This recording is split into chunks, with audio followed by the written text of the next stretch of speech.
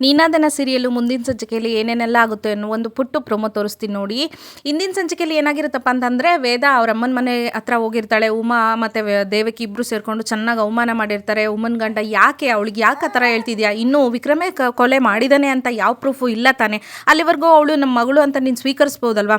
ಅಲ್ಲ ಉಮಾ, ನಾವು ಅಷ್ಟೊಂದು ಕಷ್ಟದಲ್ಲಿದ್ದಾಗ ಪಾಪ ಆ ಮಗು ಅಷ್ಟೊಂದು ಕಷ್ಟಪಟ್ಟು ನಮ್ಮನ್ನೆಲ್ಲ ಸಾಕಿದ್ದಾಳೆ, ನಮ್ಮ ಮನೆಗೋಸ್ಕರ ರಕ್ತ ಸುರಿಸಿದ್ದಾಳೆ, ಅಂಥವಳನ್ನ ಇವತ್ತು ಹೊರಗೆ ನಿಲ್ಲಿಸಿ ಮಾತಾಡ್ಸಿದೆಯಲ್ಲ, ಅದು ವಿಕ್ರಮೇ ಸಾಯಿಸಿದ್ದೇನೆ ಅಂತ ಪ್ರೂಫು ನಿನಗೆ ಸಿಕ್ಕಿದ ಮೇಲೆ ಆವಾಗ ನೀನು ಬೇಕಂದರೆ ದ್ವೇಷ ಮಾಡುವಂತೆ, ಇವಾಗ ಮಗಳು ಅಂತ ಒಳಕರಿ ಅಂತ ಉಮ್ಮನ ಗಂಡ ಎಷ್ಟು ಹೇಳಿದ್ರು ಈ ದೇವಕಿ ಮಾತು ಕಟ್ಕೊಂಡು ಉಮಾ ಪಾಪ ವೇದಂಗೆ ಅವಮಾನ ಮಾಡಿ, ನಿನ್ನ ಮಕ್ಕ ನೋಡೋಕ್ಕೂ ನನಗೆ ಒಂಥರ ವಾಕ್ರಿಕೆ ಬರ್ತಿದೆ, ನೀನು ಇಲ್ಲಿಂದ ಹೋಗು, ನನ್ನ ಮಗನ ಆತ್ಮಕ್ಕೆ ಶಾಂತಿ ಕೊಡಿಸ್ತೀನಿ, ಆ ವಿಕ್ರಮನ್ನ ನಾನು ಪೊಲೀಸ್ ಕಂಪ್ಲೇಂಟ್ ಕೊಟ್ಟು ಪೊಲೀಸ್ ಸ್ಟೇಷನಿಗೆ ಕಳಿಸ್ತೀನಿ ಅಂತ ವೇದಂಗೆ ಏನೇನೋ ಮಾತಾಡ್ತಾಳೆ. ಇದೆಲ್ಲ ಉಮ್ಮನ ಬುದ್ಧಿ ಅಲ್ಲ ಪಾಪ. ಆ ದೇವಕಿ ಹಚ್ಕೊಟ್ಟು ಅವಳಿಗೆ ತಲೆಗೆ ಏನೇನೋ ಹುಳ ತುಂಬಿ ಈ ಥರ ವೇದಂಗೆ ಏನೇನೋ ಮಾತಾಡೋ ಥರ ಮಾಡಿರ್ತಾಳೆ. ಪಾಪ ವೇದ ತುಂಬ ಬೇಜಾರು ಮಾಡಿಕೊಂಡು, ಬಿಡಿ ಅಪ್ಪ ಹೋಗಲಿ, ನನ್ನ ಗಂಡ ಎಷ್ಟೇ ಅವ್ನು ಕೋಪಿಷ್ಟ ಆಗಿದ್ರು ಈ ಥರ ಕೊಲೆ ಮಾಡೋಂಥ ಕಟ್ಕ ಅಲ್ಲ ಅನ್ನೋದನ್ನು ನಾನು ಯಾವಾಗ ನಿರೂಪಿಸ್ತೀನೋ ನಾನು ಆವಾಗಲೇ ಅದು ನನ್ನ ಗಂಡನ ಜೊತೆನೇ ಈ ಮನೆಗೆ ಬರ್ತೀನಿ, ನೀವು ಬೇಜಾರಾಗಬೇಡಿ ಅಂತ ಹೇಳ್ಬಿಟ್ಟು ಪಾಪ ಅಲ್ಲಿಂದ ಹೋಗಿರ್ತಾಳೆ. ವೇದ ಆಗಲೇ ವಿಕ್ರಮು ಈ ಕೊಲೆ ಮಾಡಿಲ್ಲ ಅಂತ ಅವನನ್ನು ನಿರಪರಾಧಿ ಅಂತ ನಿರೂಪಿಸ್ಬೇಕು ಅಂತ ಹೇಳ್ಬಿಟ್ಟು ಸಾಕ್ಷಿನ ಹುಡ್ಕೊಂಡು ಹೊರಟಿರ್ತಾಳೆ. ಎಲ್ಲೆಲ್ಲೋ ಹೋಗ್ಬಿಟ್ಟು ಎಲ್ಲ ಕೇಳ್ತಾ ಇರ್ತಾಳೆ, ಯಾವುದಾದ್ರು ಅಂಗಡಿಗಳ್ನ, ಯಾವುದಾದ್ರು ಜನಗಳ್ನ, ಅದೇನು ಕೇಳ್ತಿರ್ತಾಳೆ ಅಂತ ಗೊತ್ತಿಲ್ಲ, ಬಟ್ ಸಾಕ್ಷಿನ ಹುಡ್ಕೋಕ್ಕೆ ಆಗಲೇ ಸ್ಟಾರ್ಟ್ ಮಾಡಿರ್ತಾಳೆ. ಇನ್ನೊಂದು ಕಡೆ ನೋಡಿದ್ರೆ ದಾಮೋದರ ಮತ್ತು ಶಕುಂತಲಾ ಇಬ್ರಿಗೂ ವಾದ ವಿವಾದ ನಡೀತಾ ಇರುತ್ತೆ. ನಿನ್ನ ಮನೆಗೆ ಬಂದಮೇಲೆ ಆ ಅನಿಷ್ಟದವಳು ವೇದ ಮನೆಗೆ ಬಂದಮೇಲೆ ಈ ಮನೇಲಿ ಇಷ್ಟೊಂದು ಒಂಚೂರು ನೆಮ್ಮದಿ ಇಲ್ದಂಗೆ ಆಗಿರೋದು, ನಾವು ಮೊದಲು ಚೆನ್ನಾಗೇ ಇದ್ವಿ ಅಂತ ದಾಮೋದರ ಬೈತಾ ಇರ್ತಾನೆ.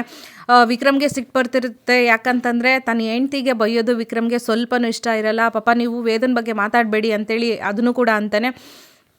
ಆವಾಗ ಶಕುಂತಲಾ ಇದ್ದಳು, ಅವಳು ಕೂಡ ವಾದ ಮಾಡ್ತಾಳೆ, ನೀವು ಮಾಡಿರೋ ತಪ್ಪಿಗೆ, ನೀವು ಮಾಡಿರೋ ಕರ್ಮಕ್ಕೆ ಇವಾಗ ಇದೆಲ್ಲ ಅನುಭವಿಸ್ತಾ ಇದ್ದೀರಾ, ನಿಮ್ಮ ಕರ್ಮಕ್ಕೆ ಪಾಪ ಆ ಹುಡುಗಿ ವೇದನ ಯಾಕೆ ಹೊಣೆ ಮಾಡ್ತಿದ್ದೀರಾ, ನನಗೇನಾದರೂ ಅನ್ರಿ, ನೀವು ವೇದಂಗಂದರೆ ನಾನು ಸುಮ್ಮನೆ ಇರಲ್ಲ ಅಂತ ಸ್ವಲ್ಪ ಧ್ವನಿನ ಎತ್ತಿ ಮಾತಾಡ್ತಾಳೆ ದಾಮೋದರಂಗೆ. ಇದೇ ಮೊದಲು ಅನ್ಸುತ್ತೆ ದಾಮೋದರನ ವಿರುದ್ಧ ಶಕುಂತಲಾ ತನ್ನ ಸೊಸೆ ವೇದಂಗೋಸ್ಕರ ಧ್ವನಿ ಎತ್ತಿ ಮಾತಾಡ್ತಾ ಇರೋದು. ಇಷ್ಟೆಲ್ಲ ವಾದ ವಿವಾದ ಮಾತಾಡ್ತಿರುವಾಗ ದಾಮೋದರನು ಶಕುಂತಲನಿಗೆ ಏನೇನು ಬೇಕೋ ಅದೇ ಮಾತಾಡ್ತಾನೆ.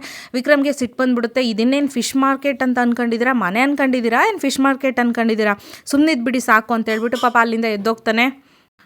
ಆ ವೇದ ಇಲ್ಲ ಅಂದಿದ್ರೆ ನಿಮ್ಮ ಥರನೇ ನಮ್ಮ ಮಗನು ರೌಡಿ ಆಗೋಗ್ಬಿಡ್ತಿದ್ದ, ಆ ವೇದ ಇರೋದಕ್ಕೆ ಅವಳು ನನ್ನ ಸೊಸೆಯಾಗಿ ಬಂದಿರೋದಕ್ಕೆ ನನ್ನ ಮಗ ಇಷ್ಟು ಒಳ್ಳೆಯವನು ಅಂತ ವೇದ ಇನ್ನೂ ವಾದ ಮಾಡ್ತಾನೆ ಇರ್ತಾಳೆ. ಅಷ್ಟೊತ್ತಿಗೆ ವೈಶು ಕೂಡ ಹೌದು ಅದಕ್ಕೆ ಏನಾದರೂ ಅಂದರೆ ನಾನು ಸುಮ್ಮನೆ ಇರಲ್ಲ ಅಂತ ವೈಶು ಕೂಡ ವಾಯ್ಸ್ ರೈಸ್ ಮಾಡ್ತಾಳೆ. ವೇದನ್ ಪರ ವೈಶು ಮತ್ತು ಶಕುಂತಲಾ ಇಬ್ಬರೂ ನಿಲ್ತಾರೆ ಪಾಪ. ಅದಾದಮೇಲೆ ಮುಂದಿನ ಸಂಚಿಕೆಯಲ್ಲಿ ಏನಾಗುತ್ತಪ್ಪ ಅಂತಂದರೆ, ನಮ್ಮ ವೇದ, ವಿಕ್ರಮು, ಬಾಲ, ಮುನ್ನ ಎಲ್ಲ ನಿಂತಿರ್ತಾರೆ. ವೇದ ಮಾತಾಡ್ತಾ ಇರ್ತಾಳೆ, ಈ ಸಾಕ್ಷಿನ ನಾನು ಕಂಡುಹಿಡಿಲೇಬೇಕು, ಪ್ರದೀಪ್ಗೆ ಅವತ್ತು ಆಕ್ಸಿಡೆಂಟ್ ಆಗಿರೋದು ನಿನ್ನನ್ನು ಮತ್ತು ನಮ್ಮ ವಾರ್ಡನ್ನು ಬಿಟ್ಟರೆ ಇನ್ನು ಯಾರು ಅಲ್ಲಿ ಇದ್ದು ನೋಡಿದ್ರು ಅನ್ನೋದನ್ನು ನಾನು ಕಂಡುಹಿಡಿಬೇಕು ವಿಕ್ರಮ್, ನೀನು ಅವನನ್ನು ಸಾಯಿಸಿಲ್ಲ ಅನ್ನೋದಾದರೆ ಯಾರೋ ನಮ್ಮವರೇ ಬೇಕು ಅಂತ ನಿನ್ನ ವಿರುದ್ಧ ಸಾಕ್ಷಿನ ರೆಡಿ ಮಾಡ್ತಾ ಇದ್ದಾರೆ ಅಂತ ಆಯಿತು, ಇದೆಲ್ಲ ಏನಕ್ಕೆ ಮಾಡ್ತಾ ಇದ್ದಾರೆ, ಇದ್ರ ವಿರುದ್ಧ ಸಾಕ್ಷಿನ ನಾನು ಕಂಡುಹಿಡಿಲೇಬೇಕು ಅಂತ ವೇದ ಮಾತಾಡ್ತಾ ಇರ್ತಾಳೆ. ಇದಿಷ್ಟು ಮುಂದಿನ ಸಂಚಿಕೆಯ ಪ್ರೋಮೋ. ಇನ್ನೊಂದು ಸಂಚಿಕೆಯಲ್ಲಿ ಸಿಗ್ತೀನಿ.